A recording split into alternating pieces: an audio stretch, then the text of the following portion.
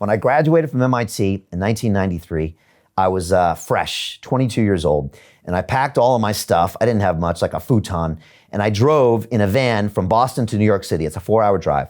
And I came in and I moved into New York City, and I started working at a company called Bankers Trust. And it was down by the World Trade Center. I'd take the subway into the World Trade Center. This is before it came down. I'd go across the street up to the 33rd floor. I can still see it in my eyes. The Statue of Liberty was out one side. The World Trade Center was directly across the street on the other side. And I remember the first day they sat me down at the desk, 22 years old, they gave me 2 phones and they said, guess what? This one goes to the Chicago Mercantile Exchange, by the way, where they trade Bitcoin futures now.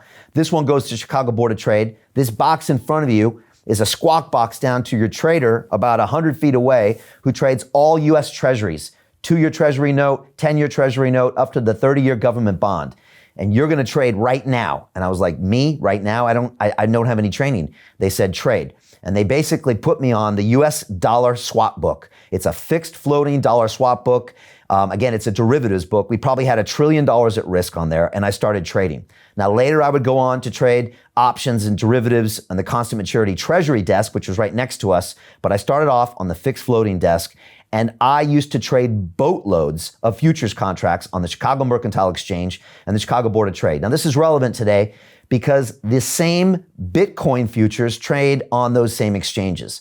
And I was trading tons of Eurodollar contracts, billions of dollars of US Treasuries over that time. In fact, we did so much volume that our brokers in Chicago would fly out once a month just to take our entire desk out on the town in New York City. And they used to take us to the fanciest restaurants, 20 of us, right? And we would just get up and do a lot of nonsense. We'd pay way too much money. We'd buy bottles of wine. It would cost over $1,000 each. And then after that, we'd find ourselves in some club or some craziness that was going on.